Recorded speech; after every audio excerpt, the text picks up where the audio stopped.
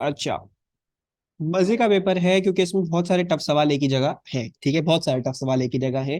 तो will be doing this. अच्छा, now complete table 1.1 by stating whether each of the quantities is a vector और a scalar, ठीक है जी। तो कौन कौन सी वेक्टर, कौन कौन सी स्केलर? सो वी हैव पहली वाली ही सिर्फ वेक्टर है, बाकी सारी स्केलर है, ठीक है जी। So that was pretty straight forward and simple, ठीक है जी, वेरी गुड। अच्छा, the variation in time of the velocity v of an object is shown in figure 1.1। Determine the acceleration of the object from time t equals 0 to time t equals to 4 seconds. तो यहां से यहां तक acceleration कैसे निकालेंगे? Gradient of the graph. Pretty straight forward question, बहुत दफा आ चुके हैं। अच्छा, ये पॉइंट वर्कआउट कर लेते क्या है, और ये पॉइंट वर्कआउट कर लेते हैं, ये क्या है? अच्छा, 4 सेकेंड्स, ये आ रहा है, ये जीरो है। अच्छा, एक डब्बा कितने का पड़ रहा है? आई बिलीव 0.05 का पड़ रहा है, राइट? 0.75 माइनस 0.5 डिवाइडेड बाय 5, 0.05, तो 0.505, 0.60, 0.605, 0.70। दिस इज 0.70, ठीक हो गया। और ये क्या था ऊपर वाला? ऊपर वाला है 1.40 आई बिलीव, ठीक है। सही है, मिसबा आई है वापस। अच्छा, let's do this. y2 minus Y one equals to x2 minus x1। So y2 minus Y one upon x2 minus x1। अच्छा जी, तो 0.175 कह रही है, ए वन 1.40 माइनस 0.70, और x2 माइनस x1 क्या था? It was 420। तो 4 - 0, ठीक है जी। हमेशा ये चेक भी कर लिया करें कि एक्सिस जो है वो प्रॉपर यूनिट्स में दी हुई हो। मीन्स ए वन हमें जो है वो आंसर दे रही है 0.175, जिसको हम लिख लेंगे correct to two significant figures, बिल्कुल ठीक। तो we shall write this as 0.18 metre per second square, ठीक है जी। आगे चलते हैं, इजी पीजी पार्ट्स हैं। क्या वो दिया हुआ है? Determine the distance moved by the object from time t equals 0 time t equals to 4 seconds. Distance भी निकाल लेते हैं। डिस्टेंस कैसे निकलेगा इस ग्राफ से? वही सवाल है, मतलब हर पेपर में वेलोसिटी टाइम ग्राफ भी आप हम लोगों ने देखा ही है तकरीबन, तो ये भी बार बार आता है। जब भी ग्राफ दिया वो सबसे अच्छी अप्रोच होती है just use area under graph. अच्छा, ट्रेपीजियम का है, let's say this is the parallel side and this is 0.70, ये 1.40, ये हाइट जो है वो 4 सेकंड। सो अच्छा, जब भी ये करके आ रहे हो तो आई वुड ऑलवेज एडवाइज कि इतना टाइम आप लोगों को खुद भी पता है कि आप लोग पेपर सॉल्व कर रहे हो तो फॉर्मूला लिखने का टाइम होता है, ठीक है ना। Do and go write down the formula, ठीक है। हो सकता है आंसर गलत आ जाए, लेकिन फॉर्मूला के फिर भी मार्क्स मिल जाएंगे। अगर फॉर्मूला नहीं लिखोगे तो हो सकता है, हो सकता है कि फिर कुछ भी ना मार्क्स मिले अगर आंसर गलत हो, ठीक है। तो 1.40 minus zero, sorry, plus 0.70, and then into the height which was 4 second. Again make sure SI base units में हो। लेट्स डू दिस जल्दी से। 2 और ये कट गया 2, ये हो गया 2.1 इंटू 2, आई बिलीव 4.2। यस। अच्छा, define force, what was the definition of force? Rate of change of momentum, very good. So it is the rate of change of momentum, ठीक है। और कोई डेफिनेशन हम लिख के नहीं आएंगे। The motion represented in figure 1.1 is caused by resultant force acting on the object. On figure 1.2 sketch the variation of f with time from t equals 0 to time t equals to 12 seconds. Numerical values of f are not required, ठीक है जी। तो बोल रहे हैं force का graph बना दो गिवन ये वाला ग्राफ, ठीक है। तो मैं एक काम कर रहा हूँ, मैं ये ग्राफ साफ करके नेक्स्ट पेज पे लेके जा रहा हूँ, ठीक है जी। फिर हम जो है वो उधर ही डिस्कस कर लेंगे सारी चीजें। So let's pick this up and then control जी, इधर आ जाते हैं and let's plonk it down over here. अस्तगफिरुल्लाह, इतना बड़ा ग्राफ छोटा कर लेते हैं, बस हमें इतना चाहिए भाई कि हम बातें कर सके कुछ इस पे। अच्छा, now how do you think from the velocity time graph I get the force time graph? हमने काफी दफा किया है NP1 के MCQs, अगर याद हो, रेट चेंज के क्वेश्चन जब करवाए थे काइनेमेटिक्स में नए नए, तो याद है वेलोसिटी टाइम ग्राफ को कैसे कन्वर्ट करे थे फोर्स टाइम में? एक्सेलरेशन को देखकर, वेरी गुड। सो फोर्स क्या थी? Force is mass into acceleration for a constant mass, ठीक है जी, yes, so we shall be using F is directly proportional to acceleration. Let's see acceleration कैसी है और फिर उस हिसाब से हम मार्क कर देंगे। अच्छा, नाउ व्हाट डू वी सी सबसे पहले तो एक positive gradient, right, this is a positive gradient. ये क्या है, दिस इज जीरो ग्रेडियंट। और ये क्या है, this is a negative gradient, है ना। This is a negative gradient और कांस्टेंट है सारे, ठीक है, अंदर कांस्टेंट भी लिख देते हैं। तो कांस्टेंट, कांस्टेंट, ठीक है। अच्छा, ना वी कैन ऑल्सो सी कि ये वाली जो नेगेटिव वाली लाइन है, I hope we can see कि ये जो है वो स्टीप ज्यादा है, राइट। सो बेसिकली ये वाला जो ग्रेडियंट है, जिसका इसका जो मैग्नीट्यूड इस ग्रेडियंट का, ये ज्यादा है बजाय उसके, right. Can you see this is much more steep. तो लाइक ये राइज कर रही है तकरीबन तकरीबन तकरीबन इट्स राइजिंग टू बॉक्सेस, मतलब चलो छोड़ो, I hope you can just see कि दो बॉक्सेस तो खैर नहीं है ये तकरीबन एक बॉक्स, दूसरा बॉक्स और 2.5 बॉक्स, ठीक है। तो बड़े बॉक्सेस अगर देखोगे, तकरीबन जो है ये 2.5 बॉक्स यहाँ पे है इन 4 सेकंड, और इसमें 4 सेकंड में ये जो है वो 2.5, क्या ये तो 0.51, 2.5, 3, 4, और बहुत, ये बहुत स्टीव है, ठीक है। सो बेसिकली बात क्या है, बात ये है कि ये जो है वो पॉजिटिव एक्सेलरेशन होगी, right. So this will be a constant positive acceleration, जो छोटी दिखानी होगी हमें, राइट। ये जीरो एक्सेलरेशन दिखानी है, और ये कांस्टेंट नेगेटिव एक्सेलरेशन होगी, लेकिन इसका मैग्नीट्यूड हम बड़ा दिखाएंगे उस वाली से, ठीक है। So let's start drawing this. तो सबसे पहले तो 4 सेकंड तक मुझे दिखानी है पॉजिटिव एक्सेलरेशन, मैं कुछ इस तरह से दिखा, ठीक है जी। आई हैव नो आइडिया, मैं ऐसे ही दिखा रहा हूँ कुछ भी, ठीक है। उसके बाद क्या है, उसके बाद जीरो ग्रेडियंट है। सो जीरो ग्रेडियंट आ गया ये, ठीक है, ये आ गया। थोड़ा सा पर्सपेक्टिव जरूर देख लेते हैं, लेकिन तो अगर हम उसी तरीके से देखें तो ये क्या है, दिस इज तकरीबन 2.5 बॉक्सेस। मतलब अगर मैं 4 सेकंड में देख रहा हूँ, ये बड़े 2.5 बॉक्सेस तकरीबन तकरीबन, ठीक है, नॉट एग्जैक्ट, तकरीबन। इसी तरह इसको देखेंगे तो 1, 2, 3, 4, जैसे तकरीबन 5 बॉक्सेस, तकरीबन तकरीबन 5 बॉक्सेस आ रहे हैं, जो है ये वाले। तो this is basically approximately approximately twice is this, twice the gradient as this. तो मतलब हम एटलीस्ट ट्वाइस तो बना के ही आएंगे नेक्स्ट वाली जो दिखाई। और दूसरी बात ये, हमें वो नेगेटिव में दिखाना है, so we shall be showing it something like this, ठीक है जी। इस तरह से कुछ भी बना के आ जाते हैं, बस ट्वाइस से थोड़ा सा ज्यादा ही दिखाना है हमने, तो हमने वो भी दिखा दिया। ये हो गया हमारा ग्राफ, ठीक है जी। एनी प्रॉब्लम्स, सबको समझ में आया? यस। अच्छा, दूसरी बात ये, मैं थोड़ा सा मोटा कर रहा हूँ because I have no idea मैंने खुद भी क्या बनाया है। बाकी के बच्चे जो है वो पीडीएफ देख रहे होंगे, तो वो देर भी लाइक, सर ये क्या बनाया आपने।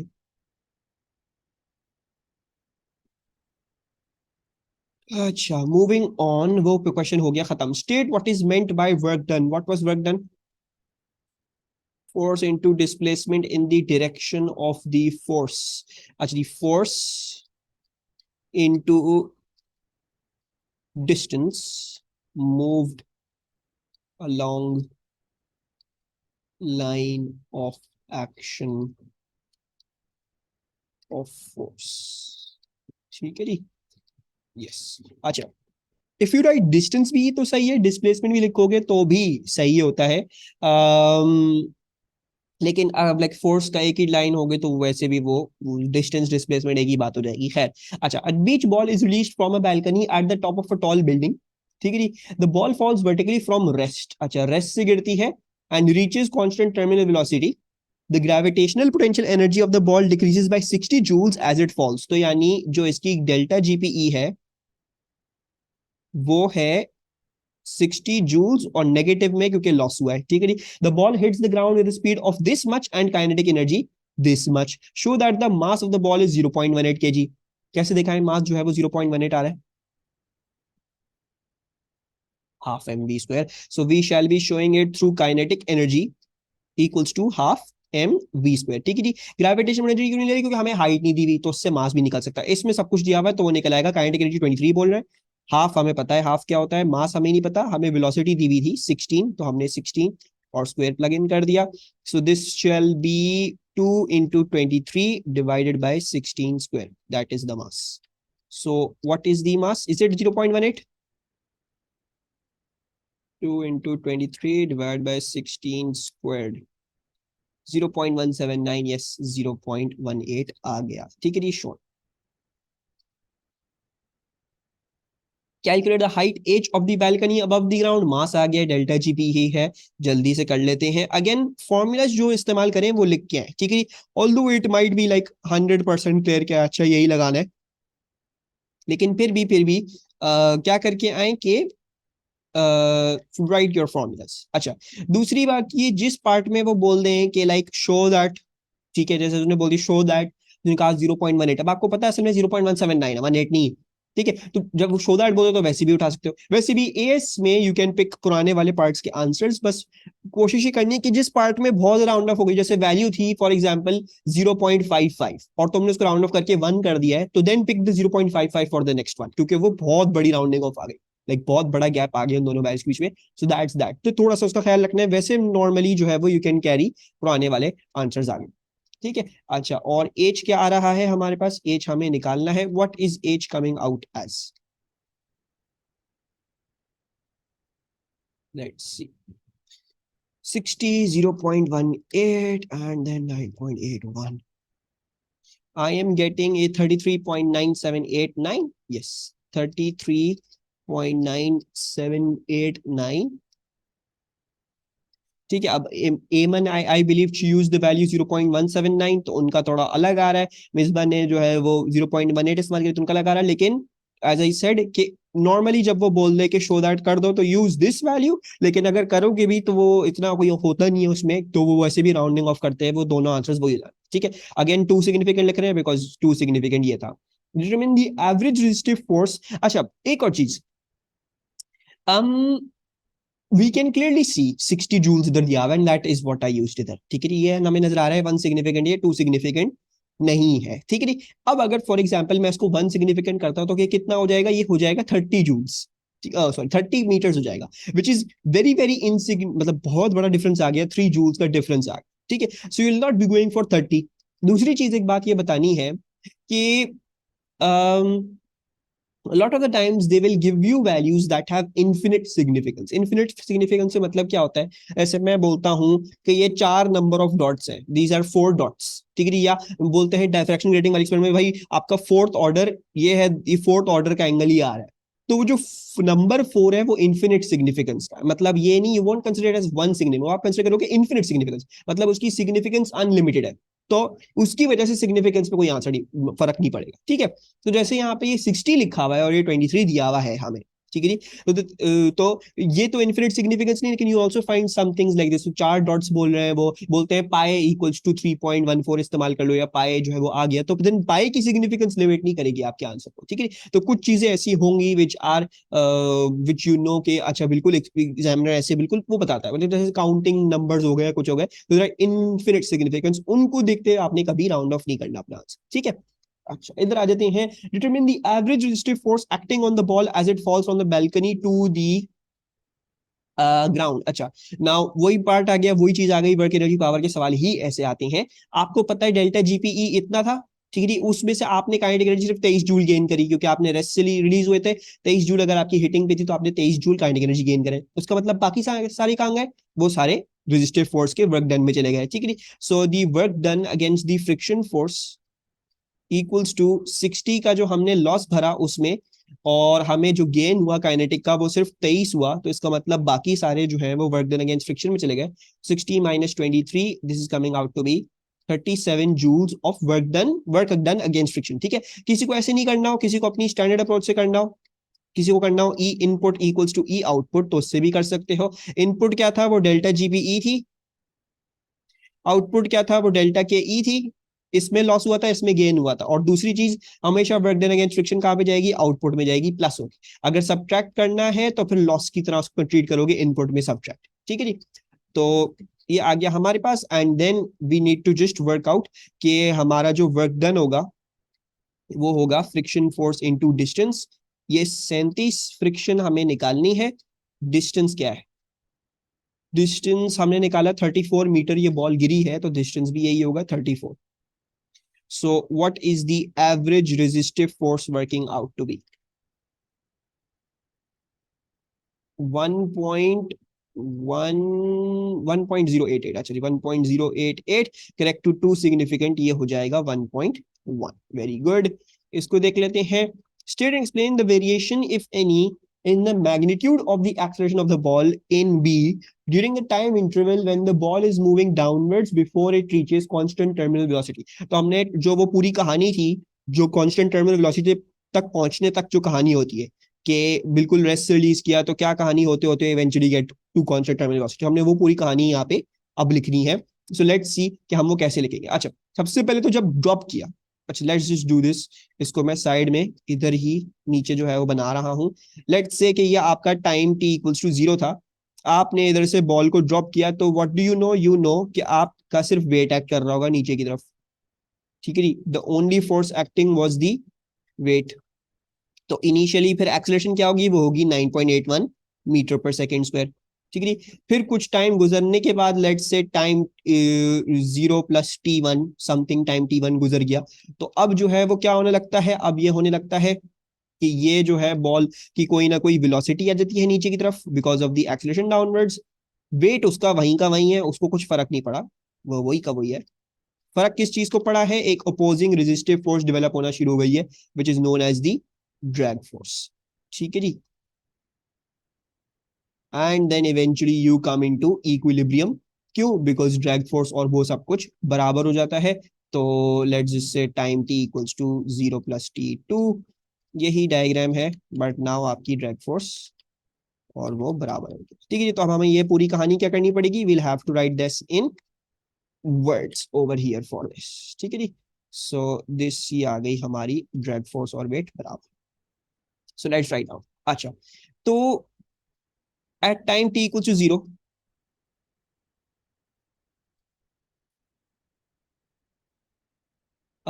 the t2 पे it reached terminal velocity. Yes, it reached terminal velocity. At time t equals to 0, the only force acting on the ball, the only force acting on the ball was its weight. So its net acceleration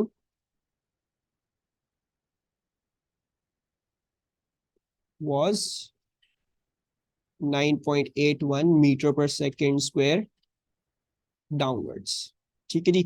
और क्या लिख लेते हैं, और ये लिख लेते हैं वी आर निग्लेक्टिंग अपथ्रस्ट. ठीक है, क्योंकि अपथ्रस्ट भी होती है लेकिन अक्सर बेशतर it's very small in this case scenario. तो वो हो सकता है 9.81 की बजाय 9.805 हो शायद. अपथ्रस्ट इतनी ही चेंज प्रोड्यूस करेगी, इससे ज्यादा चेंज प्रोड्यूस करती नहीं है वैसे. अच्छा, तो net acceleration was this much downwards neglecting upthrust. ठीक है जी. As the velocity of the ball increased,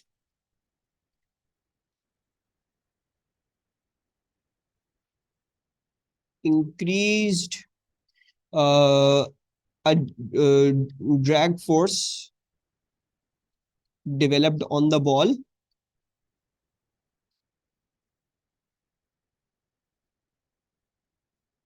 in the opposite direction,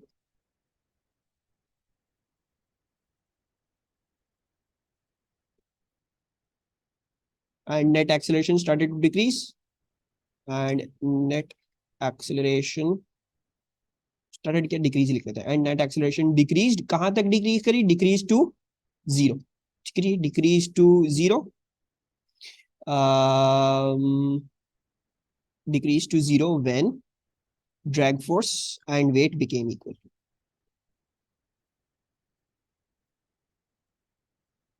Weight became equal. Any problems with this concept? सबको याद था, आसानी से लिख लोगे आंसर. सो मैंने जो है वो तीन कह लो कि मैंने 3 मार्क्स दिए हुए थे, तो मैंने 3 एक्सेलरेशन की कहानियां लिख दी हैं. एक एक्सेलरेशन पहले 9.81 थी, फिर वो डिक्रीज करना शुरू करती है और फिर इवेंचुअली वो 0 हो जाती है. तो ये 3 नेट एक्सेलरेशन की कहानियां और फिर उनकी एक्सप्लेनेशन. तो पहले सिर्फ वेट एक्ट कर रहा था.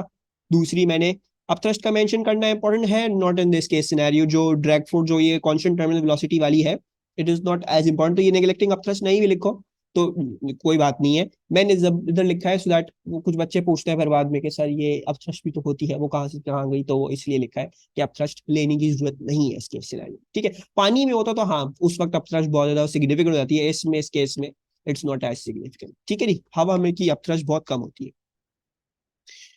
अच्छा जी, मूविंग ऑनवर्ड्स, अब आ जाओ अपने हुक्स लॉ वाले सवाल पे। अ spring is extended by a force, ठीक है जी, the variation with extension x of the force f is shown in figure 3.1, ठीक है जी। State the name of the law that relates the force and extension of the spring shown in figure 3.1, तो वो कौन सा law है जो force और extension को लिंक करता है? हुक लॉ, हुक्स लॉ, ठीक है जी, एक सेकंड। हुक भैया, हुक्स लॉ। अच्छा, उसके बाद क्या है? Determine the spring constant newton per metre of the spring. Spring constant कैसे निकलता था? Spring constant was force upon extension, right? F equals to K E, force को एक्सटेंशन डिवाइड कर दो, के आ जाएगा। कोई भी फोर्स उठाओ, कोई भी एक्सटेंशन उठा लो, ठीक है जी। एक काम करते हैं, क्योंकि उन्होंने कोई ना किसी पार्ट में हो सकता है एनर्जी पूछी हुई होगी, तो ऐसा काम करते हैं, यही ले लेते हैं, यहाँ 6 न्यूटन तक ले लेते हैं। एंड 6 न्यूटन वाला पॉइंट क्लियर है या? आई होप क्लियर है, आई फील लाइक क्लियर है। तो ये उठा लेते हैं, और ये क्या आ रही है? 4.3 आ रही है, राइट? 4.3, ये एक्सटेंशन का ग्राफ है, सेंटीमीटर्स में है, ठीक है जी। कर लेंगे, हमारे पास 6 न्यूटन की फोर्स है, 4.3 सेंटीमीटर्स है, कन्वर्ट करना नहीं भूलिएगा। What is the answer? You know what, 7 वाला पॉइंट ज्यादा अच्छा था। 139.53, 139.53। लेट्स सी कितनी सिग्निफिकेंस दे। दो सिग्निफिकेंट इसको रीड ऑफ कर सकते हैं, उसको थोड़ा ज्यादा कर सकते हैं, नहीं उसको भी दो सिग्निफिकेंट ही कर सकते हैं, तो दो सिग्निफिकेंट ही आंसर देते हैं। Let's go with 140। अच्छा जी, उसके बाद क्या बोल रहे हैं? The strain energy when the extension is 4 centimetre, 4 centimetre पे स्ट्रेन एनर्जी निकाल लेते हैं। उनको ख्वारी करवानी है तो वो पूरी ही करवा के रहेंगे। 4 सेंटीमीटर पे we all know, we all remember, क्या होगा? एरिया अंडर ग्राफ से हमारी ये एनर्जी निकलेगी। So let's work out the area under graph of this. अच्छा, एरिया अंडर ग्राफ क्या आ रहा है? What is this length? This is 5, 5.2, 5.4, 5.6। ये 5.6 है, और ये जो है वो 4 सेंटीमीटर है, ठीक है जी। So area will equals to half into base into height. So half, base क्या है हमारी? हमारी 4 सेंटीमीटर थी, और हाइट क्या थी? वो हमारी 5.6 न्यूटन ऑफ फोर्स थी, ठीक है जी। So what are we getting as the answer? 0.11, 0.11। Okay जी, परफेक्ट, आगे चलो। One end of the spring is attached to a fixed point. A cylinder that is submerged in a liquid is now suspended from the other end of the spring, as shown in figure 3.2, ठीक है जी। Spring की extension 4 centimetre है, cylinder की length 5.8 centimetre का, cross sectional area इतना है, cylinder का weight जो है वो 6.2 है, ये लिक्विड है, ठीक है जी। बाकी यही वही लिखा हुआ है जो ऊपर लिखा हुआ है। Show that the upthrust acting on the cylinder is 0.60 Newton. Upthrust कैसे दिखा है इस पे? 0.60 न्यूटन है। हम्म। और बोला हुआ है cylinder is also in equilibrium, क्योंकि जब 4 सेंटीमीटर की एक्सटेंशन आती है, सिलेंडर इक्विलिब्रियम में होता है। 6.2 माइनस 5.6, वेरी गुड एमन। एमन कह रही है we shall be using forces. हमें पता है सिलेंडर का वेट क्या है, ओ सॉरी, सिलेंडर का वेट जो है 6.2 है, वो नीचे की तरफ एक्ट करता है। बाकी एक टेंशन होगी, क्योंकि स्प्रिंग नीचे की तरफ खींचा जा रहा है, तो इसके ऊपर जो टेंशन मार्क होगी सिलेंडर की, जो फ्री बॉडी डायग्राम में टेंशन है, वो ऊपर की तरफ होगी। और एक होगी हमारे पास यहाँ पे अपथ्रस्ट, जो पानी डेवलप कर रहा है, जो भी पता नहीं कौन सा लिक्विड है, ये अपथ्रस्ट लगा रहे हैं, ठीक है। सो इसका मतलब क्या हुआ? अगर हम इक्विलिब्रियम में हैं तो upward forces will equals to the downward forces. Downward force 6.20 है, अपथ्रस्ट हमें नहीं पता, टेंशन क्या है? 4 सेंटीमीटर पे निकालनी है टेंशन। 4 सेंटीमीटर पे टेंशन जो थी वो 5.6 थी, so let's put that in 5.6। Upthrust 0.60 आ रही है, हाँ आएगी, क्यों नहीं आएगी? अपथ्रस्ट इक्वल्स टू 0.60 न्यूटन, ठीक है जी। 0.60 भी नोटिस करो, दो सिग्निफिकेंट जबरदस्ती किया है, ठीक है जी। Calculate the difference in pressure between the bottom face and the top face of the cylinder. Pressure difference कैसे निकालें इसके टॉप फेस और बॉटम फेस के बीच में? अपथ्रस्ट वाली, you're saying let's use the upthrust वाली force and the area of the cylinder। अच्छा करो, you're saying upthrust 0.6, area of cylinder इस्तेमाल करते हैं 1.2 × 10⁻³ so yes you are correct.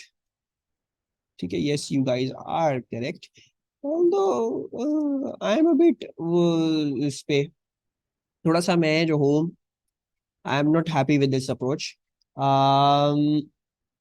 Why is that? अच्छा, सबसे पहले तो ये समझो कि तुम लोग की अप्रोच वर्क क्यों कर रही है. अपथ्रस्ट जो थी that was the net force upwards, ठीक है, यानी जो प्रेशर एट बॉटम और प्रेशर एट टॉप की जो फोर्सेस थी, जो फोर्स बॉटम पे निकलती है, उनको जब सब्ट्रैक्ट करते हैं फोर्स बॉटम वाली जो है वो ज्यादा आती है, इसलिए अपथ्रस्ट आती है ऊपर की तरफ हमेशा. This is net force acting upwards, ठीक है. तो आप लोगों ने कहा अच्छा भाई pressure equals to force upon area इस्तेमाल कर लो, इसमें अपथ्रस्ट रखो 0.60 और इसमें एरिया डालो विच वाज 1.2 इंटू 10⁻³ 1.2 इंटू 10⁻³ और इधर से निकाल लो ये 500 पास्कल जो है वो आ रहा है, ठीक है जी. आंसर सही आया है नो डाउट, ठीक है जी, but I am not very happy because इसमें आई बिलीव बहुत सारे बच्चों को समझ नहीं आएगा कि वर्क किस तरह से कर रहा है और ये जो है वो.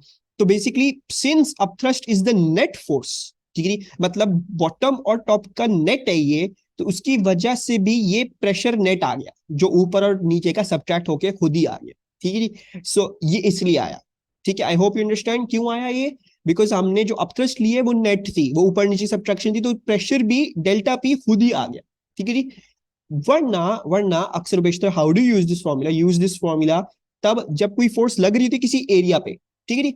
अपथ्रस्ट जो है इट्स नॉट एज कि ये अपथ्रस्ट लग रही है नीचे वाले एरिया पे, ये अपथ्रस्ट जो है बेसिकली नेट है, ठीक है. तो आई am not very happy with that concept. मैं नहीं सजेस्ट करूंगा उस तरह से करो. मैंने आप लोगों को एक डेरिवेशनल फॉर्मूला पढ़ाया था अपथ्रस्ट का, जो अपथ्रस्ट की स्लाइड देखोगे तो होगा वहां पे.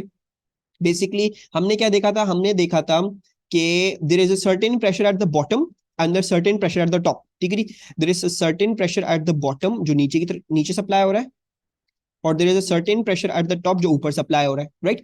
अच्छा, now pressure equals to force upon area, ठीक है जी. तो how did I derive the formula for the upthrust, मैंने किया था pressure into area will equals to the force. अगर मुझे एफ टी चाहिए तो वो pressure at top into area हो गया, अगर मुझे एफ बी चाहिए तो वो कैसे हो जाएगी, वो हो जाएगी pressure at bottom into area से, ठीक है. सो अब क्योंकि अपथ्रस्ट जो है वो बॉटम और टॉप का सब्ट्रैक्शन है, सो बेसिकली अपथ्रस्ट का जो था दैट वाज बेसिकली, अगर मैं pressure at bottom minus pressure at top कर दूं और फिर एरिया क्योंकि दोनों जगह म्यूचुअल है, एक ही एरिया है, तो उससे मैं मल्टीप्लाई कर दूंगा, तो आई विल बेसिकली वन गया प्रेशर बॉटम इनटू एरिया यानी force at bottom, pressure top into area तो फोर्स एट टॉप, सब्ट्रैक्ट कर लोगे तो अपथ्रस्ट आ जाती थी, ठीक है. सो हमने इस तरीके से कर लिया. अब इधर से आई जस्ट डिवाइड 0.60 को बाय 1.2 इंटू 10⁻², ठीक है. तो I hope you understand my reasoning कि मैं पहला वाला क्यों नहीं सजेस्ट कर रहा, ठीक है. बिकॉज उधर वो थोड़ी सी वो लॉजिक मिसिंग है, जो काफी तरह से क्लिक नहीं करेगी. आई वुड एडवाइज इस तरीके सोच के करके आना, ठीक है. आंसर बहरहाल वही आ रहे हैं तो ये भी कर लो, कोई मसले की बात नहीं है, बट थोड़ा सा इसका ध्यान रखेंगे, ठीक है. Any problem with this part, did it get clear जो मैं समझाना चाहता, why would I not appreciate that one, that the approach. अच्छा, आ जाओ अब यहाँ पे. Calculate the density of the liquid. So how do we calculate the density of the liquid? Yes, upthrust equals to raw AGH, ठीक है जी. अच्छा, तो upthrust हमें पता है 0.60 आ रही है, रॉ हमें निकालना है. एरिया क्या दिया हुआ है उन्होंने, उन्होंने दिया हुआ है 1.2 into 10⁻³ gravitational constant 9.81, height h जो थी आई बिलीव वो भी दी हुई थी 5.8 सेंटीमीटर, ठीक है जी. 5.8 सेंटीमीटर को कन्वर्ट कर लेते हैं इनटू 10⁻², ठीक है जी. And let's work out what our density is working out to be. आ गया answer 878.76, 878.76. So let's round that off to two significant 880 आ गया, ठीक है जी. अच्छा, now if I ask you के कैन यू एस्टिमेट, ठीक है, हमने एक एस्टिमेट ऐसी पढ़ लिया आई बिलीव, तो कैन यू लाइक अंदाजा लगा सकते हैं कौन सा फ्लूइड होगा, कि कैसे कैसा टाइप ऑफ फ्लूइड होगा, एनी आइडिया कि क्या होगा ये. ये मटी ये फ्लूइड क्या कौन सी चीज कहलाएगा ये?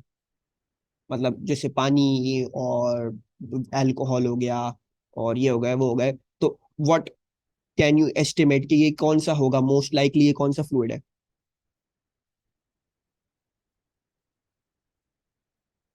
वाटर का 1000 होता है, ठीक है बिल्कुल सही है। तो वाटर तो होने से रहा ये, कौन सा होगा? वाटर के ऊपर फ्लोट कौन कौन सी चीजें करती हैं?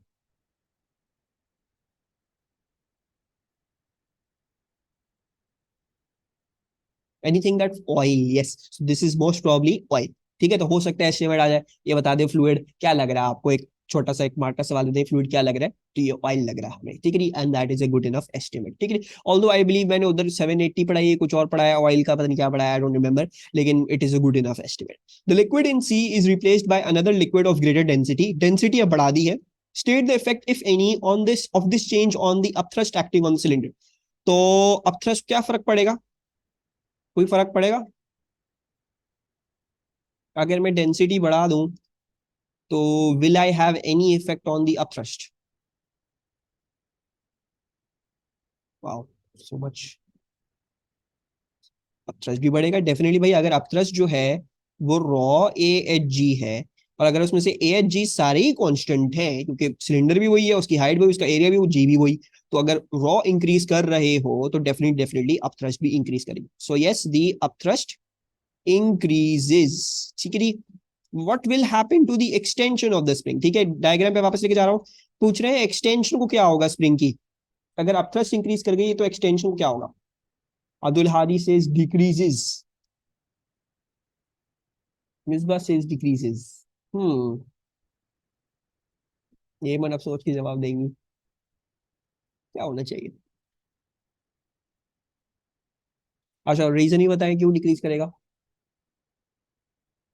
अपथ्रस्ट इंक्रीज हो रहा, not a good reason, not an absolute amazing reason, but बात सही है, अपथ्रस्ट और प्लस टेंशन जो थे वो वेट के बराबर आ रहे थे इक्विलिब्रियम में रखने के लिए। Yes, so if the upthrust increases, अभी हमने कांस्टेंट डब्ल्यू ही लाना है, तो अपथ्रस्ट इंक्रीज करेगी तो टेंशन डिक्रीज करनी पड़ेगी, क्योंकि डब्ल्यू के तो कांस्टेंट आना ही है। तो उसकी वजह से जो के ई थी, के तो बदलने वाला, इसकी एक्सटेंशन बदलेगी, तो इसकी एक्सटेंशन विल डिक्रीज, ठीक है जी। सो ये हो गया हमारा, पता नहीं कौन सा क्वेश्चन था, ये भी हो गया है। We have done in class, इसको जरा रिकॉल करेंगे, क्योंकि बहुत सारे बच्चे ये सवाल आज तक भेजते हैं, सर ये सवाल करके दे दें, थक गया हूं मैं ये सवाल कर करके। लेकिन अब ये याद करना है कि बच्चों को याद है कि नहीं। अच्छा, state the principle of superposition, तो प्रिंसिपल ऑफ सुपरपोजिशन मैं लिख रहा हूँ जल्दी से, ठीक है, याद कर ले क्या क्या था ये। व्हेन टू और मोर वेव्स, या टू वेव्स भी लिखे, कोई मसले की बात नहीं है, meet at a point, when two और more waves of the same nature, ठीक है, ये कंडीशन है, meet at a point, the resultant displacement is the algebraic sum of the individual displacements, ठीक है जी। अल्जेब्रिक सम का क्या मतलब है? अल्जेब्रिक का मतलब जैसे 1+2 करते हैं वैसा वाला, यानी 1+2, अगर एक चीज माइनस में ही तो 1 - 2 हो जाएगा, हो ना, प्लस ही है, माइनस लिखा हो तो माइनस हो जाते हैं खुद ब खुद, ठीक है जी। आ जाओ इधर। A transmitter produces microwaves that travel in air towards a metal plate as shown in figure 4.1. The microwaves have a wavelength of this much. A stationary wave is formed between the transmitter and the plate. Explain the function of the metal plate. तो metal plate क्यों रखी हुई है यहाँ पे, किसी को याद है? Metal plate, why do we need reflector? Yes, we need this to be a reflector, ठीक है, इसको रिफ्लेक्ट करनी है माइक्रोवेव्स, ताकि स्टेशनरी वेव्स की कंडीशन फुलफिल हो जाए, एक वेव आगे जाए, एक वेव उसी की जैसी ही पीछे की तरफ रिफ्लेक्ट करके आए, दोनों पर सुपरपोज करें, स्टेशनरी वेव बना दे हमें। Calculate the frequency in gigahertz of the microwaves, कैसे निकालूं फ्रीक्वेंसी?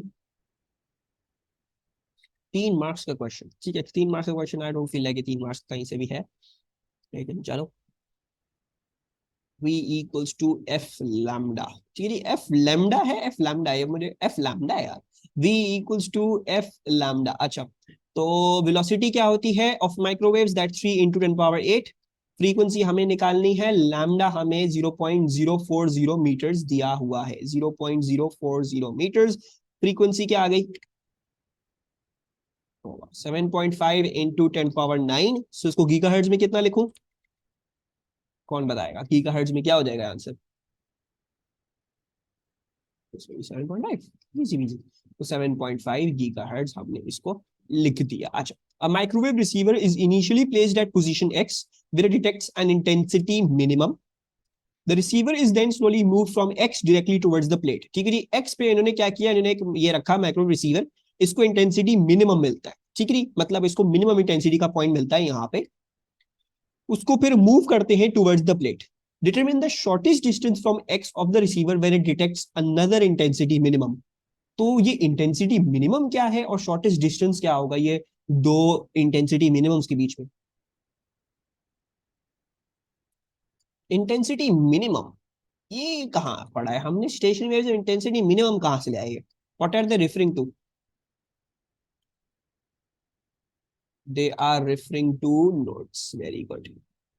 तो और दूसरा आंसर भी आ गया भाई, नोड टू नोड क्या होता है, वो होता है half lambda.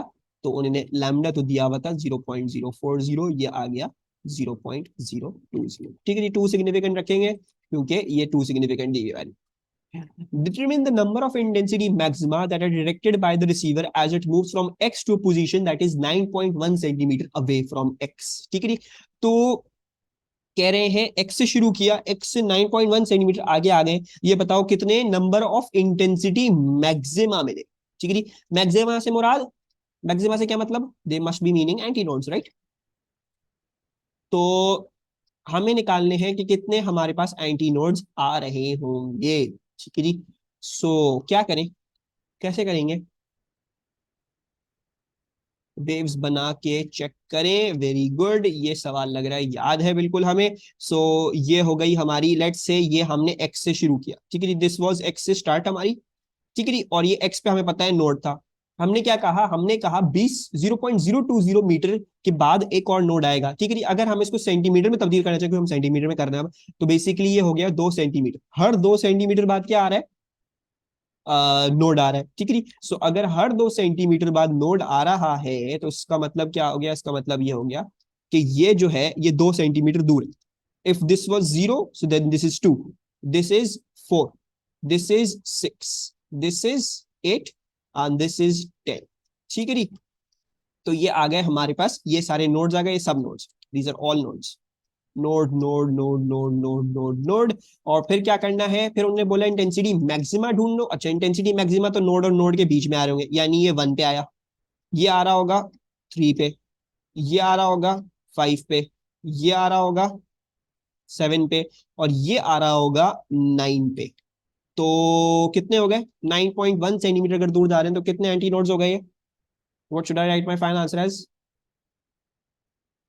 we shall be writing this as 5। ठीक है जी, क्योंकि एक ये आ गया, एक ये आ गया डेफिनेटली, एक ये भी आ गया, एक ये भी आ गया, और एक ये भी आएगा, क्यों, ये 9 पे है, उसके आगे पड़ेगा 9.1 सेंटीमीटर तकरीबन यहाँ पे पड़ेगा। ठीक है जी, तो हम हल्का सा आगे गए हैं 9.1 सेंटीमीटर, तो वो वाला भी हमारे पास आएगा ही आएगा, लाजमी आएगा। सो ये हो गया हमारे पास 5 एंटी नोड्स। ठीक है जी, अच्छा ये वाला सवाल भी करा हुआ है, I believe a source of sound is attached. असल में इसको अच्छा पेपर क्यों कहा, क्योंकि उसमें अच्छे अच्छे मुश्किल मुश्किल सवाल जो है वो सारे दिए हुए हैं। ये जो डॉपलर इफेक्ट का सर्कल में घुमाने वाला सवाल है, ये अक्सर बच्चों को कंफ्यूज करता है, सर्कल में कैसे आ गया। ठीक है जी, वेरी इंपॉर्टेंट, इसको जो है वो सर्कल में घुमा हुआ डॉपलर इफेक्ट बहुत आता है। A source of sound is attached to a rope and then swung at a constant speed in the horizontal circle as illustrated figure 5.1। ठीक है जी, तो horizontal circular path of source radius 2.4 metre. ठीक है जी, ये रेडियस आपको दिया हुआ है, ये है 2.4 मीटर। ठीक हो गया, फिर क्या बोल रहे हैं, ये डिस्टेंट ऑब्जर्वर है। The source moves with the speed of 12 metre per second. ठीक है जी, ये सोर्स वेलोसिटी आ गई, and emits a sound of frequency this much, ये सोर्स फ्रीक्वेंसी आ गई। The speed of the sound in air is 330 metre per second, ये आ गई हमारी v। And observer standing a very long distance away from the source hears the sound. Calculate the minimum frequency to 3 significant figures of the sound heard by the observer. तो I believe सबको नजर आ रहा होगा, मैंने वैसे भी इसको पहले से ही बता दिया, डॉपलर इफेक्ट का सवाल। प्लस का फॉर्मूला इस्तेमाल करूं, माइनस का? सेपरेशन वाला केस, सेपरेशन में क्या था? सेपरेशन में प्लस वाला केस था, ठीक है जी। बिकॉज दिस इज डिक्रीजिंग, तो हमें फिर सेपरेशन वाली केस इस्तेमाल करनी है। डिक्रीज जो होती है सेपरेशन वाली केस में ही होती है। एफ ओ वो बता रहे थे, क्या बता रहे थे? एफ ओ हमें निकालने, ठीक है जी।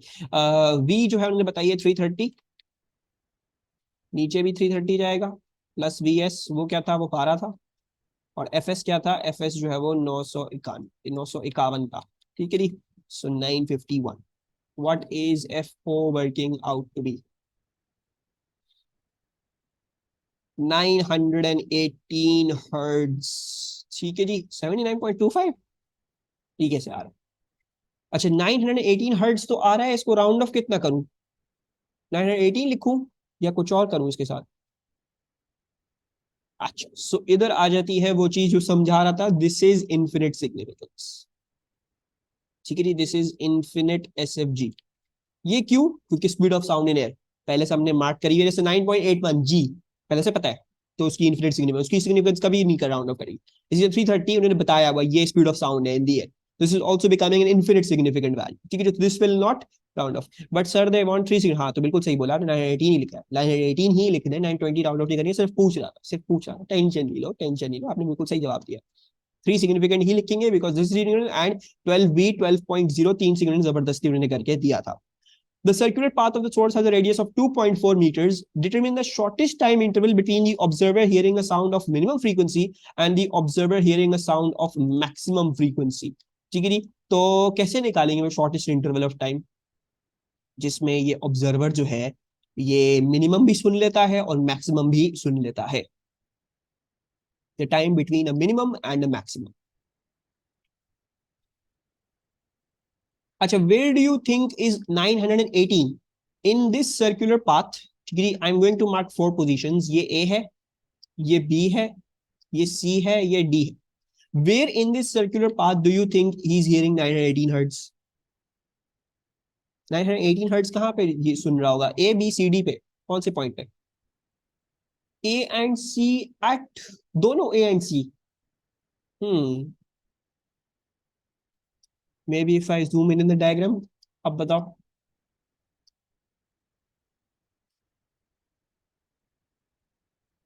डोंट यू थिंक अगर आप कह रहे हो सी जो था वो मिनिमम था और सेपरेशन वाले केस में आना था, तो सेपरेट तो तुम लोग सिर्फ इधर इस वाली केस में कर, you are not separating in this case. इस केस में यू आर अप्रोचिंग, इस केस में you are neither separating nor approaching, क्योंकि तुम ऑब्जर्वर के हिसाब से तो रिलेटिव, ना ऑब्जर्वर के करीब जा रहे हो ना ऑब्जर्वर दूर जा रहे हो, तुम तो सीधी लाइन में हिल चल रहे हो पैरेलल टू द ऑब्जर्वर। और इसमें भी you are neither separating nor, कुछ भी नहीं हो रहा। तो इसमें क्योंकि हम सेपरेट कर रहे थे तो आपकी ऑब्जर्व फ्रीक्वेंसी मिनिमम आएगी यहाँ पे, इधर क्योंकि आ रहे हैं उसकी तरफ तो ऑब्जर्व फ्रीक्वेंसी मैक्सिमम आएगी, राइट। ये क्योंकि ऑब्जर्वर के रिलेटिव हिल ही नहीं रहे हो तो this will be the source frequency, और ये this will also be the source frequency.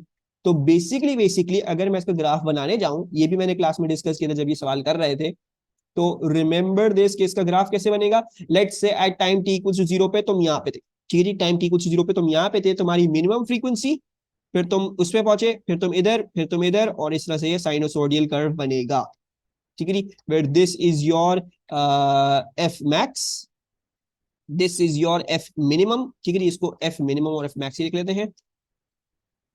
So this is F max, ये जो है वो एफ मिनिमम आ गया, और ये एफ और एफ ये इधर उधर आ रहे हैं, ठीक है जी। सो क्या करना है अब, हमें पता है भाई ये जो मैक्सिमम और मिनिमम के बीच में जो टाइम इंटरवल गुजरेगा वो क्या होगा, वो इतना गुजरेगा जब ये यहां से यहां तक आ जाएगा, राइट। सेमी सर्कल गुजार लेगा। सेमी सर्कल किस चीज का? सर्कल का है तो हाफ ऑफ द सर्कमफ्रेंस कर लेगा। सो बेसिकली उन्हें स्पीड भी दी हमें 12 मीटर पर सेकंड से कांस्टेंट स्पीड पे जा रहा है, तो if I find out the circumference of this half semi circle और उसको स्पीड से डिवाइड कर दो तो मेरे पास टाइम आ जाएगा, ठीक है। So that's what I am doing, that's what I am doing. तो हमारा जो डिस्टेंस आ रहा है वो आ रहा है half into 2 pi and then R, और ये फिर आ जाएगा पाई इंटू 2.4 मीटर्स, 2.4, तो ये आंसर आ गया 2.4 पाई। और अब हमें क्या निकालना है, हमें टाइम निकालना है, क्योंकि कांस्टेंट वेलोसिटी है तो डिस्टेंस अपॉन वेलोसिटी से आ जाएगा। 2.4 बाय डिवाइडेड बाय 12। ठीक है, 12 ही थी स्पीड, ये आ गई। What is the answer coming out to be? I hope सबको जो है वो रिकॉल हो गया हो कि ये जो सर्कल में घूमने वाला केस है, why is this so special, why do they give this case दोबारा दोबारा। 0.628। ठीक है, how do I round of this answer, कितना लिखूं इसको? 0.63। ठीक है, any problems with this question? सबको याद आया, सबको समझ में आया? ये जो चीज, ये जो ग्राफ है, ठीक है, ये सब एक्सप्लेनेशन सर्कल में कहाँ कहाँ एफ मिनिमम, कहाँ कहाँ एफ मैक्स, कहाँ कहाँ सोर्स फ्रीक्वेंसी मिल रही होगी। Happy? We understand? Okay, I hope we do understand, we are happy with the explanation and everything. आ जाओ इलेक्ट्रिसिटी पे, and then we have just one more thing। इसमें इलेक्ट्रिक फील्ड का सवाल नहीं है, मार्च 21 में तो नहीं हटा था। आई हैव नो आइडिया इसमें क्यों नहीं है। State Kirchhoff's first law, Kirchhoff का फर्स्ट लॉ क्या है? What was Kirchhoff's first law?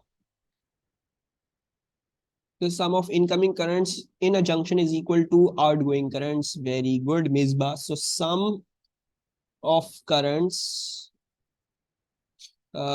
in coming into a junction, to a junction is equal to sum of currents going out of the junction।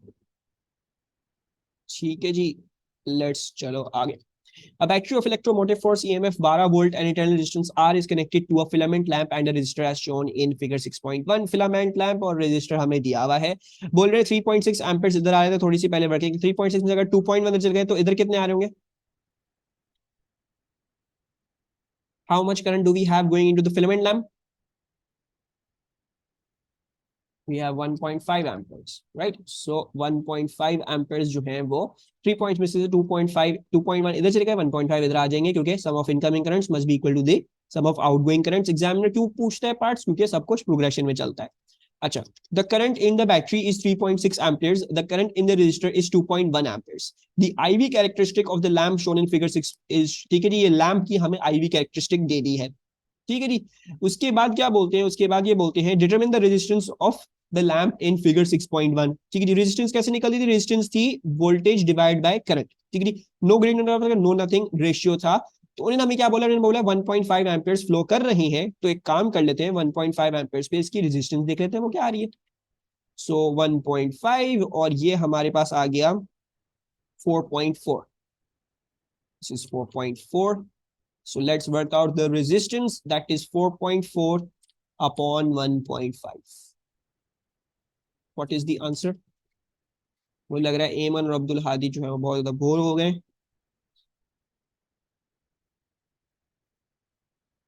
0.93, so 2.9। we shall quote this answer to too significant ही 2.9। चलिए आगे चलते हैं। उसके बाद क्या बोल रहे हैं? Determine the internal resistance R of the battery. R of the battery कैसे निकालें? How do I work out this internal resistance? ठीक है, गिवन हमने क्या निकाला? हमने निकाला इसके अक्रॉस अभी 4.4 वोल्ट्स हो। अगर ये 1.5 एम्पेयर खींच रहा है तो इसके अक्रॉस अभी 4.4 वोल्ट्स होंगे। V equals to E minus IR। तो the terminal voltage is given by EMF of the battery, subtract उसमें से internal resistance का वोल्टेज जो भी आ रहा है। तो टर्मिनल वोल्टेज क्या है? टर्मिनल वोल्टेज 4.4 है। EMF ऑफ द बैटरी क्या है? वो है 12। इंटरनल रेजिस्टेंस जो है उसके अंदर से करंट जो है वो क्या जा रहा है? उसके अंदर से करंट जो है वो 3.6 एम्पेयर जा रहा है। एंड आर जो है वो क्या आ रहा है वो देख लेते हैं। So R will come out to be 4.4 minus 12 divided by minus 3.6। Are we getting 2.1?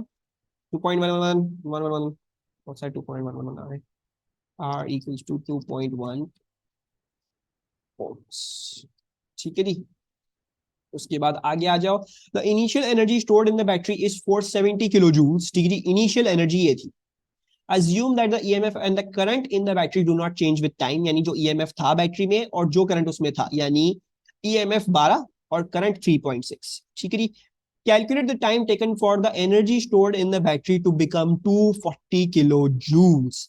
How do we work out कितना टाइम लगा होगा ये इसको 240 किलो जूल्स में पहुंचने के लिए? How do we do that? E equals to IVT.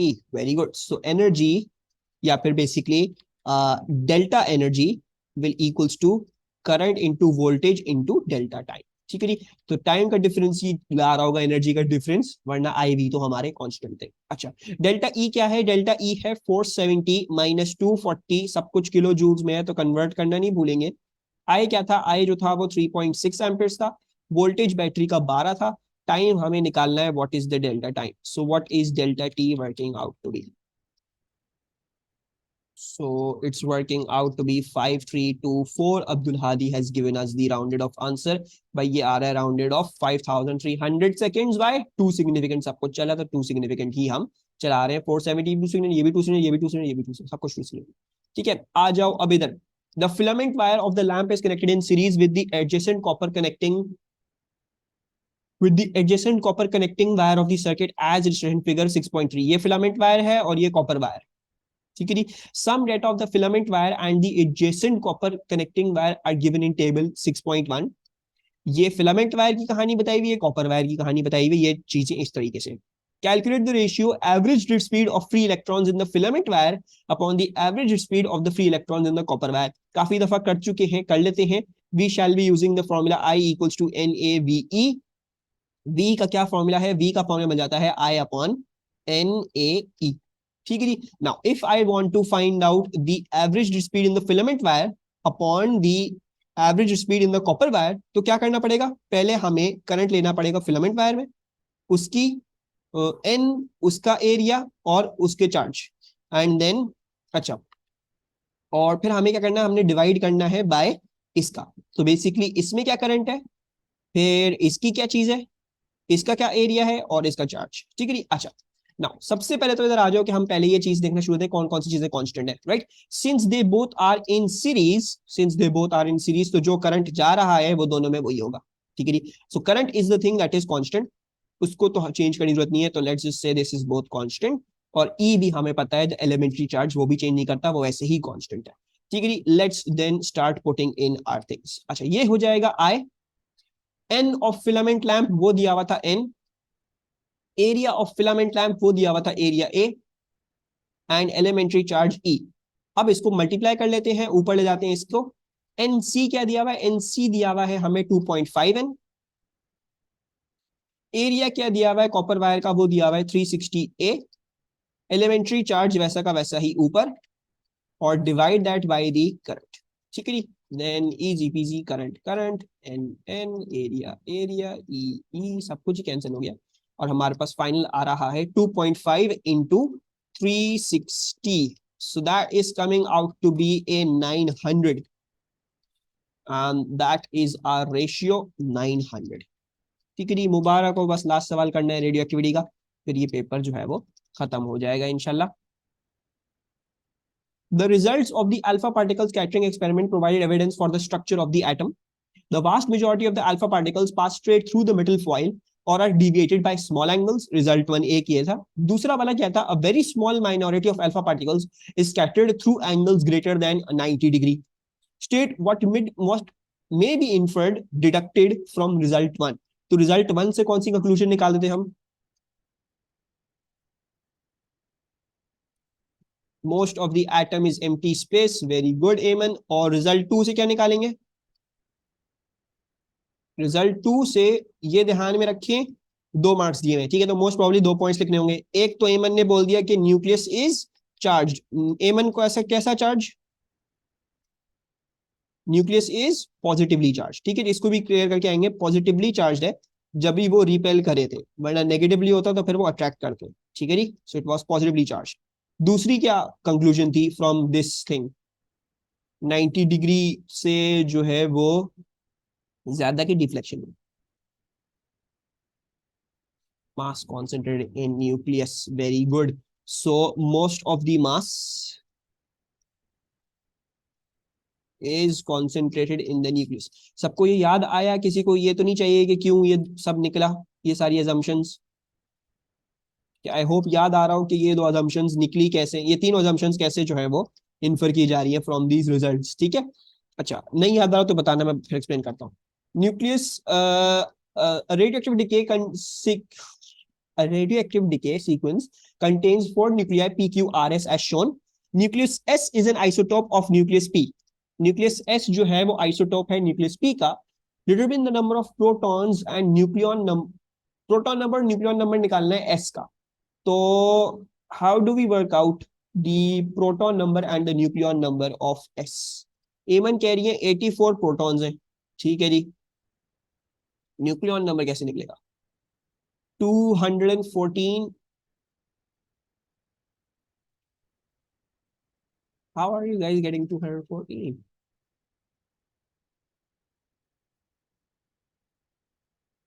एक सेकंड, कुछ लिखा हुआ है यहाँ पे? Am I being blind? Beta decay तो है, बट इसमें तो कुछ लिखा हुआ नहीं है. चलो खैर, हमने वो इन्फर कर ली, ठीक है. सही. आई वॉज एक्सपेक्टिंग कुछ लिखा होगा सवाल में. चलो 214 ये हो गया, ठीक है ठीक है, बिल्कुल सही, कोई मसले की बात नहीं है. सो this is proton number of 84 and this is a 214 का, बिकॉज ये बीटा डिके हुआ है. ये लग रहा है अल्फा डिके हुआ है, ये फिर हमारे पास बीटा माइनस, और फिर दोबारा से हमारे पास बीटा माइनस, ठीक है. सो this is alpha, this is beta minus, this is beta minus. The quark composition of a nucleon in Q changes as Q decays from Q decays to form R. Q से R बनते हैं हम, तो quark composition जो है वो change करती है. Describe this change to the quark composition of the nucleon. A down quark turns to an up quark, down to up. Very good. So basically, UDD changes to क्या था? up down. UDD changes to UUD, ठीक है. अच्छा, इसमें I would advise UDD changes to UUD लिखो, not the. चलो नहीं, वो भी रहेगा, ठीक है ठीक है, कोई मसला नहीं, वर्डिंग वो नहीं है लिखी हुई, ठीक है. तो this is all of your paper done, माशाल्लाह से, ठीक है. अपेरेंटली इसमें इलेक्ट्रिक फील्ड कोई सवाल नहीं था, तो पूरा पेपर हमने कर लिया. एंड होपफुली अच्छी तैयारी होगी, अच्छा समझ में आया होगा सबको.